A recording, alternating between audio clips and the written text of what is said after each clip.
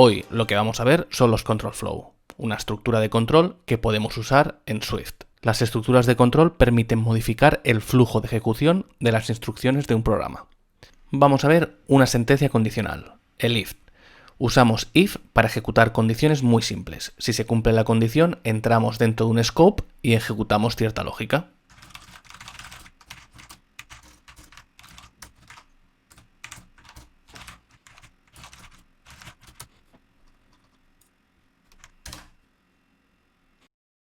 Lo que hemos hecho aquí es crear una variable de tipo entero, donde le hemos dado un valor de 100.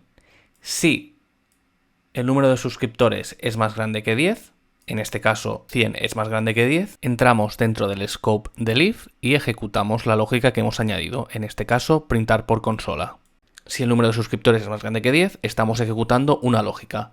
Pero ¿qué pasa si la condición no se cumple y queremos ejecutar otra lógica distinta? Podemos añadir un else. En este caso, si el número de suscriptores fuera inferior que 10, vamos a poner que es 1, y compilamos. Aquí estamos viendo la consola, keep working. ¿Por qué? Porque no está entrando dentro de este scope, está entrando dentro de este. Otro tema interesante que me gustaría comentar es que podemos utilizar el if, el else y también condiciones intermedias. Lo vamos a hacer con un else if.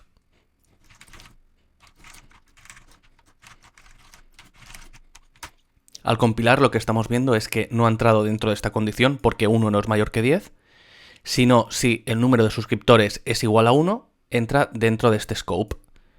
¿Qué pasaría? Puedes añadir tantos else if como quieras, y si ninguno se acaba cumpliendo, entraríamos dentro del else. También me gustaría comentar que con los if podemos utilizar distintos operadores. Vamos a ver un ejemplo.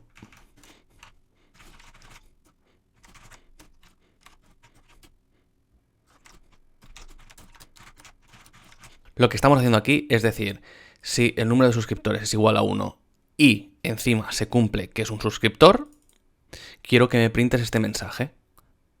Aquí podríamos haber cambiado estos ands, que se tiene que cumplir tanto la parte de la izquierda como la parte de la derecha, las dos tienen que ser true, como por ejemplo otro operador que es el OR, que lo haríamos de esta manera. La diferencia que hay entre el AND y el OR es que cualquiera de estos dos se puede cumplir. Si este, por ejemplo, es true y este es false, daría igual, entraría dentro del scope. Si cualquiera de los dos es true, entraría dentro del scope.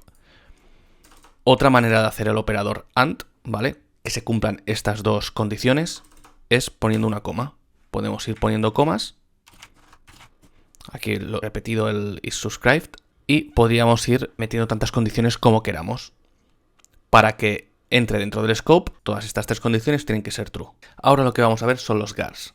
Los gars son un early return. Nos ayudan a salir del scope cuando no se cumple una condición. Son muy parecidos a un if. Vamos a ver un ejemplo. Para ello vamos a borrar lo que hemos visto hasta ahora. Y vamos a escribir un pequeño ejemplo.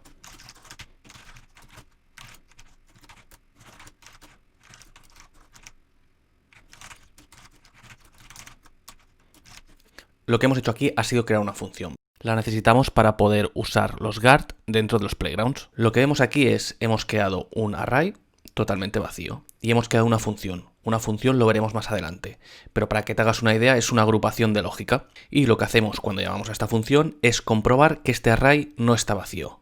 Es decir, ponemos guard, la condición que queremos y si esta condición se cumple, haremos esta parte de aquí.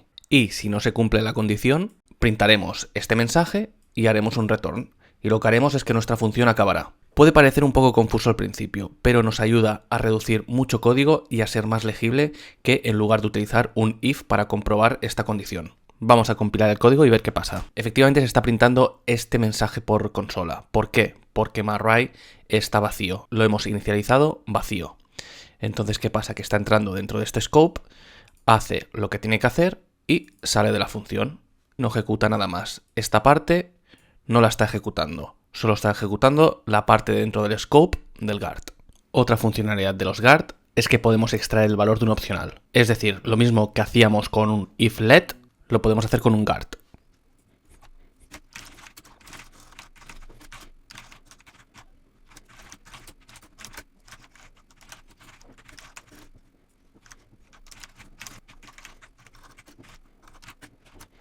Lo que estamos viendo aquí es que hemos creado una variable que es myOptional y es de tipo optional int, donde le damos un valor de 2. Y aquí hemos creado una función. ¿Por qué utilizamos una función, como hemos dicho antes, para poder crear guards dentro de los playgrounds? Lo que estamos haciendo aquí es decir, si puedo extraer el valor de myOptional en value, quiero que me ejecutes esta acción para poder yo trabajar con el valor 2. Y si no, quiero que me printes este mensaje por consola y que me hagas un return. Si compilamos, vemos que el valor de opcional es 2. Y si tenemos un valor de opcional de nil y compilamos, vemos que entra dentro del guard y realiza la acción de printar myOptional is nil. Quería comentarlo ya que podemos utilizar los guard para extraer los valores de los opcionales. Hasta ahora hemos visto los if y los guards, sentencias condicionales. Vamos a ver los switch. Vamos a comentar el código. Los switch son realmente útiles cuando tenemos un valor y lo comparamos con distintos posibles casos. Si se cumple la condición, se ejecuta esa lógica. El funcionamiento es parecido al de los if, pero mucho más potente. Vamos a ver otra vez otro caso con el número de suscriptores. Para hacerlo, primero ponemos switch, el nombre de la variable y distintos casos que queremos controlar y tener en cuenta.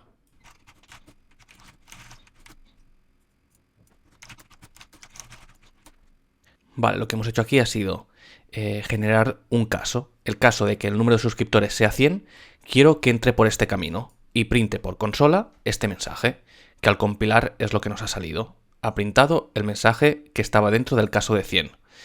Y en caso de que no pasara esto, por ejemplo, si cambiamos y ponemos 101, el caso es 100, por lo tanto iría por el camino del default.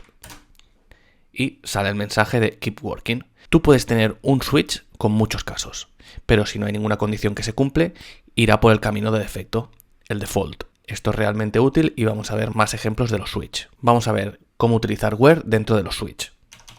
Para ello ponemos switch, el nombre de la variable, abrimos llaves y ya podemos poner nuestro primer caso.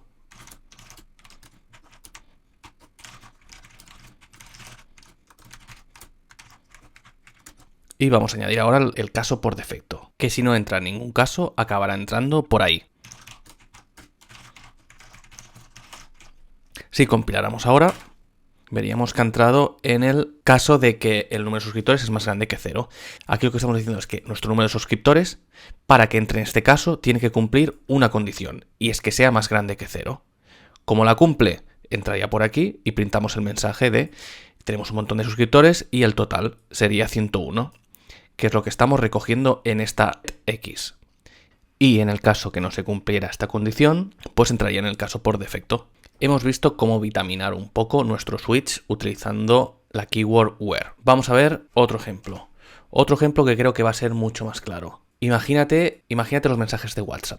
Estos estados se pueden representar como enviado, entregado y leído. Vamos a representarlo en un enum. Los enums los vamos a ver en un vídeo dedicado exclusivamente para ellos en los próximos días. Lo que acabamos de hacer es crear un enum de un estado del mensaje donde tiene 3 casos. El caso de enviado, entregado y leído. Vamos a ver cómo haríamos un switch para controlar cada tipo de estado. Vamos a crear una constante status con un valor de nuestro enum que será el leído. Ahora lo que vamos a hacer es crear nuestro switch con nuestra variable status para ver en qué caso está y entonces según el estado aplicar una lógica u otra.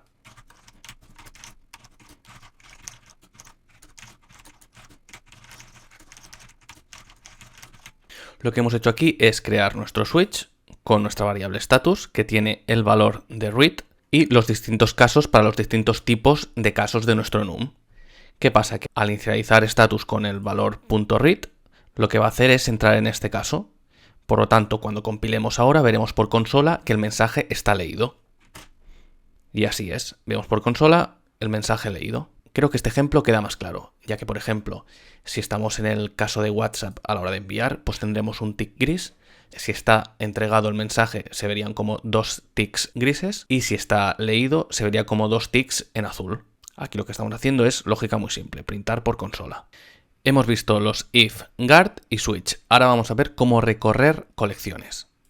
Voy a borrar el código que hemos visto hasta ahora y recordad que podéis entrar en github.com/SwiftBeta. Ahí podéis encontrar todo el código que vamos haciendo durante estos vídeos.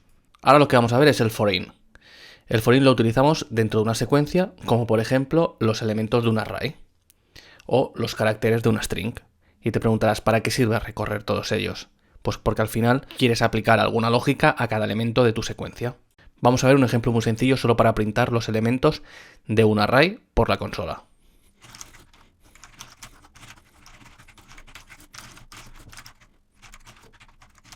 Aquí lo que hemos hecho ha sido definir una constante con unas strings, SwiftBeta, block y iOS, y aquí hemos hecho un for-in. Para hacerlo ponemos for, el nombre, que será el elemento en ese momento del array, in y el array. Esto significa que la primera iteración, name, va a ser SwiftBeta, en la siguiente iteración va a ser block y en la siguiente iteración, name, va a ser iOS. Si compilamos, lo vamos a ver por consola.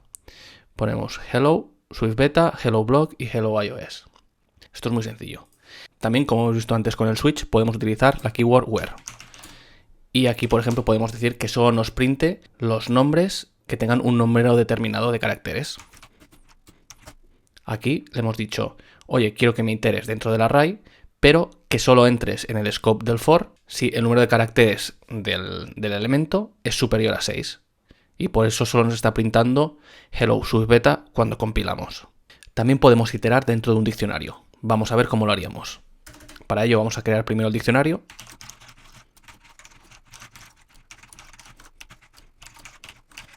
Y ahora vamos a empezar el for de una manera distinta. Abrimos paréntesis y a la izquierda ponemos la key y a la derecha value. In y ponemos el diccionario que acabamos de crear. Y aquí dentro vamos a hacer un printado de la key y del valor.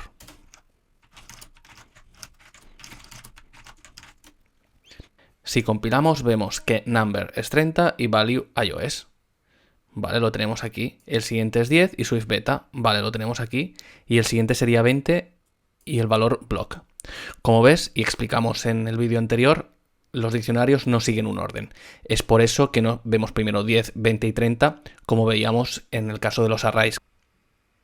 Y por último, para acabar con los for-in, también deciros que podemos iterar rangos de valores. Si queremos iterar, por ejemplo, del 1 al 5 incluido, podemos usar el siguiente código. Voy a comentar lo de antes. Y este caso sería muy sencillo. Por ejemplo, pondríamos for index in 1 al 5 y haríamos un printado. Si compilamos, vemos que ha ido recorriendo del 1 al 5 incluido y ha ido printando los mensajes por cada index. Quería comentaros este caso ya que es bastante interesante. Ahora lo que vamos a hacer, vamos a ver los bucles while. Un bucle while empieza evaluando una condición. Si la condición es true, repetimos el código que tengamos dentro del while hasta que la condición sea false. Vamos a ver un ejemplo.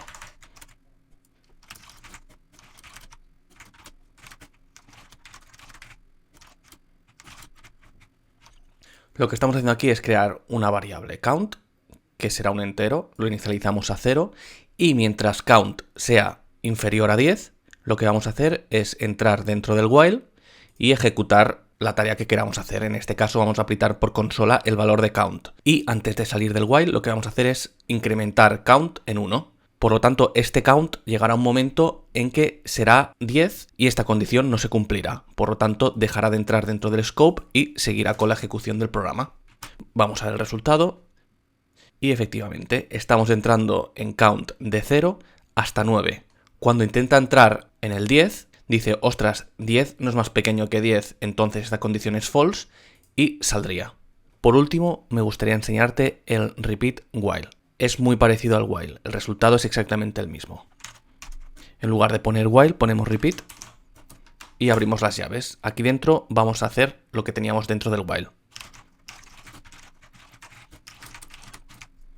Y aquí tenemos que poner while, que será nuestra condición, count sea menor que 10. Al compilar, lo que vamos a ver es lo mismo que hemos visto con el while. Este repeat while va a printar por consola un count 0 hasta el count 9, porque va a repetir todo lo que tiene aquí dentro hasta que la condición esta sea false. ¿Cuándo va a ser false? Cuando nuestro count sea 9, entrará al repeat, incrementará a 10 y por lo tanto la condición será 10 no es menor que 10, por lo tanto es false. Y saldrá del repeat y seguirá con el flujo normal de la aplicación. Todo este código y muchos más ejemplos los podéis encontrar en la cuenta de GitHub de SwiftBeta. Y como siempre, si os ha gustado el vídeo podéis darle a like, suscribiros al canal de SwiftBeta y activar las notificaciones. También colgamos varios posts a la semana en swiftbeta.com.